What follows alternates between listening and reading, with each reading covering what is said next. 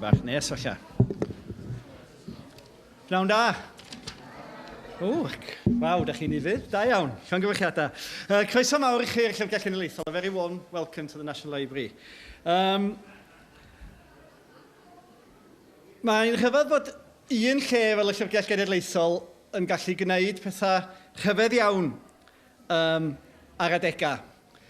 Bod un lle fel y Llyfrgell yn gallu rhoi cyfle i un o chwaraewyr rygbi gorau'r byd a rhywun fel fi sydd siŵr o fod wedi treulio cyfanswm o 20 munud ar gair rygbi yn ystod i oes gyfan i rannu llwyfan. Felly diolch i'r Llyfrgell Genedlaethol am roed y cyfle yna i mi, ond i rai yna chi falle, byddwch chi'n gweld cysylltiad hyd yn oed yn agosach. I rywun sydd i bawb ond i fam yn cael ei adnabod fel Rocket, mae'n braf iawn canu llwyfan bod Rocket a'r Pocket Rocket yn yr un lle ar yr un pryd. Shane Williams and the National Library of Wales may seem to be just as an unlikely a combination as a couch potato such as myself presenting one of the world's greatest rugby players. But unlike the comparison between myself and Shane, bringing the man to the library is not at all incongruous. This may be Shane's first visit to the library in person, but hundreds of different incarnations of Shane already populate this building. There will be photographs, books, newspaper articles, television and radio footage, and now a fabulous portrait. That's what's truly amazing about this library, is that it's so much more than just a library. Anything of note from any field of interest to Wales, be that historical, cultural, industrial or sporting, can and will be kept here for posterity. Felly wrth groesawu Shane am y tro cyntaf, da ni'n gallu ei groesawio nid yn unig i gyfarfod ag un ddelwedd ohono fo'i hun, ond i gyfarfod cannoedd o ddelweddau ohono fo'i hun. Ond un sydd ddim yn ddiarth o gwbl i'r Llyfrgell Genedlaethol ydy'r dyn oedd yn sefyll yr ochr arall i'r canfas, sef yr artist David Griffiths. Erbyn hyn, mae'n siŵr ei bod hi'n brofiad go-ryfedd i David eistedd yn yr ystafell hon, yng nghwmni cymaint o enghreifftiau o'i waith. Mae yna 1, 2, 3, 4, 5, 7 o gyn-lywyddion y Llyfrgell Genedlaethol yn crogi ar y pedair wal yma, ac mae gen David y fraint o fod wedi peintio'r mwyafrif ohonyn nhw, sef 4. Mi welwch chi Jay Gwyn Williams, Elwyn Davies, David Wigley a Brynley Jones, gwaith David Griffiths. Ac yn y casgliad, pob matha o lyniau eraill yn cynnwys Bryn Terfel a Joe Calzaghe, ac ar ôl heddiw Shane Williams. David Griffiths, the artist, may not as yet, as far as I know, offer the library a portrait of himself by anybody else, or indeed by himself. There is one. I'm very sorry, I should have asked over lunch. So he is amongst the millions in the building. But these images are a significant contribution to our collective memory as a nation of those people who have contributed to the library, to Wales, and to the world. It's great that this latest collaboration between the library and yourself, David, has produced such a valuable addition to the collection. Indeed, as Dr. Paul Joyner has said over lunch, the best yet. Felly, croeso, David, a diolch yn fawr iawn i chi unwaith eto. Mae'n braf gen i nesaf eich cyflwyno chi i Dic Yfet. Dydw i ddim am ymddiheuro am fod mor familiar, fel maen nhw'n dweud yn Rhosybol, achos os ydw i yn cael fy adnabod ym mhobman fel Rocket, ac yn cael trafferth cael neb i gofio mai Arwel Jones ydy'r fenyw go iawn ni, mae'r un peth yn wir am y dyn yma. Ac fe o'n rhaid i mi ei googlo fo i ffeindio allan mae enw iawn a pharchus o ydy Mr Richard Thomas. Sydd hefyd yn dod yma i'w gwmni ei hun fel petai, gan fod ganddo ynta hunan gofiant chwyddiannus iawn rywle ar y 120 o filltiroedd o silffoedd sydd yma yn y llyfrgell. Ond, yn ogystal, a bod ar silffoedd y llyfrgell, maen nhw heddiw ar werth yn y siop. Felly, pan fyddwch chi'n disgwyl i gael llofnod gyn Shane, maen nhw'ch hefyd gael llofnod ar lyfr Dick Yvette. I'm very pleased to welcome Richard Thomas, Dick Yvette, who is widely known in this area and throughout Wales, as is himself represented in many media within our collections. Today, he's here as a friend of the artist, but also to tell us about the fruitful collaboration that will help a very good cause that he's closely involved with. He'll tell you a little more about that in a minute. Felly ar ôl I Shane, ddweud gair neu ddau, fe fydd croeso I chi symud.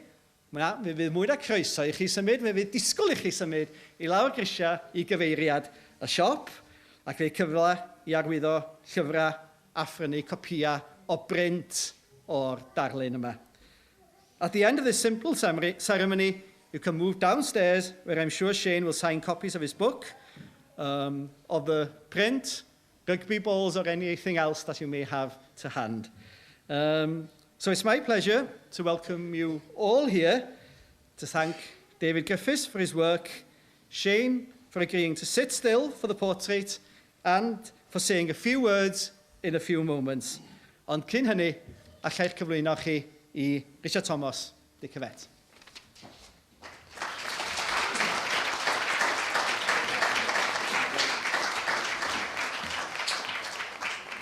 Anwyl gyfeillion, yn gyntaf oll, diolch yn fawr I chi am y gwahoddiad. Dwi yma heddi ar ran Cadwgan, ymddiriedolaeth, cadwraeth, adeiladu, ail-adeiladu Castell Aberteifi. Dwi yma, really, I weid diolch yn fawr I bawb. I'm here to say thank you very much. I'm here because I'm a trustee of Cardigan Castle. I don't want to go on about it. I've only got 4 minutes, but we're now. I have mixed feelings about speaking and talking about the castle. Somebody once defined mixed feelings as a feeling you have watching your mother-in-law driving over the cliff in your new Jaguar. I have mixed feelings because sometimes you don't know what you've got to say and how you're going to say it. Ond heddi mae'n rhwydd iawn I fi, achos diolch ydw I ddoi icon y byd rugby. I'm sure you will admit that we have a thing in Wales, we were talking about it at lunchtime, and when we beat England and we get round them and beat all the other people who think we didn't have a chance, and that is what Cymru Fach is all about.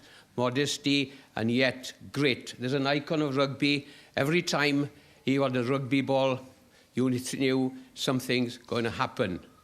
That is born out from, first of all, flair, talent, and dedication, which he obviously has got.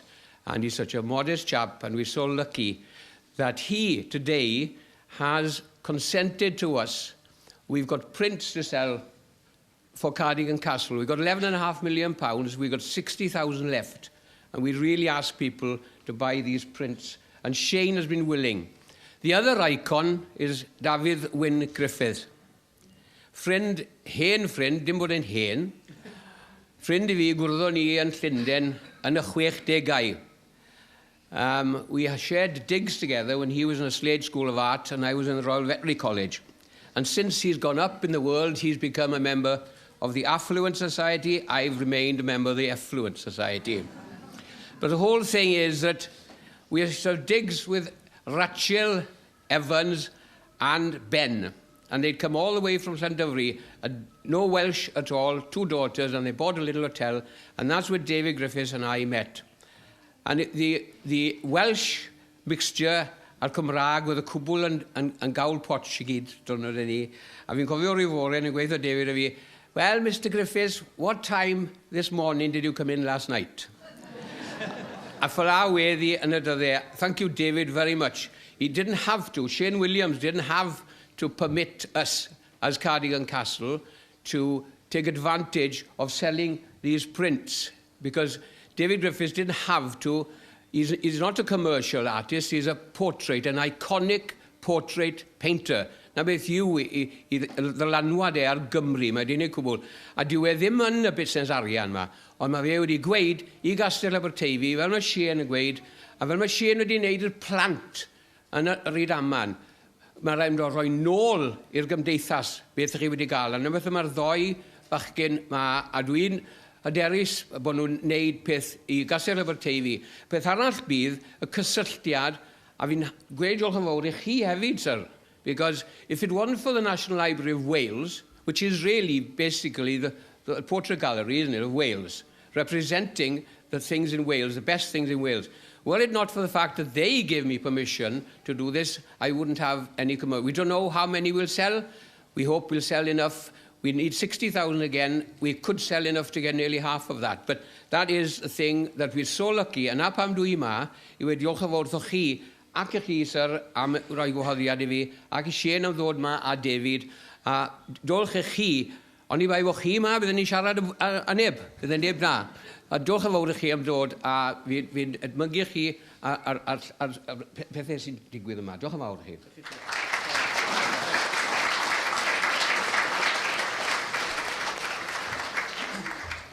So mi'n cael chi hir.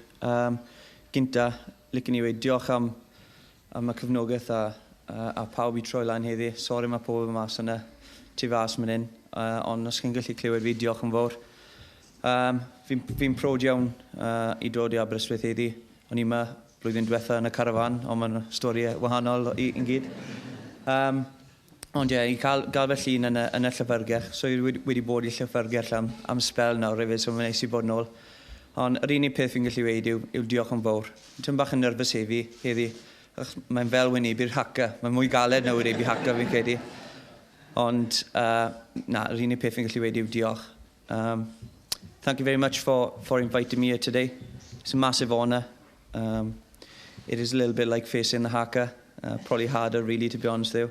But a massive honour to be back in Aberystwyth and to be receiving this, this painting from Mr. David Griffiths, who was incredible. Didn't take us that long, did it? I expected a couple of sessions, but in fairness, fantastic artist, very, very gentle in his ways, and I enjoyed the experience. So all I can say is that I will try my best today to sign and have my photo taken and whatever else you need to do, really, to a limit. I am here for pretty much this, the early part of the afternoon. So, yr unig peth fi'n gallu weid yw diolch yn fawr, diolch am y cefnogaeth eto, a'r croeso fi wedi cael hefyd. So mae'n neis I bod nôl yn Aberystwyth, a neis I bod nôl yn y llyfrgell. Diolch yn fawr.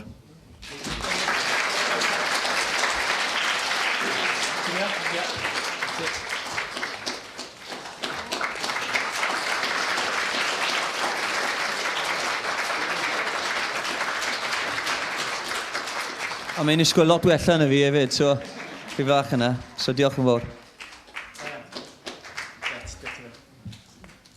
Gret. Diolch yn fawr iawn. Os gallwch chi, os da chi'n dymuno, gwneud y ffordd I lawr at y siop, hwnna mi fydd Shane yn ymuno efo chi mewn chydig. Diolch yn fawr iawn.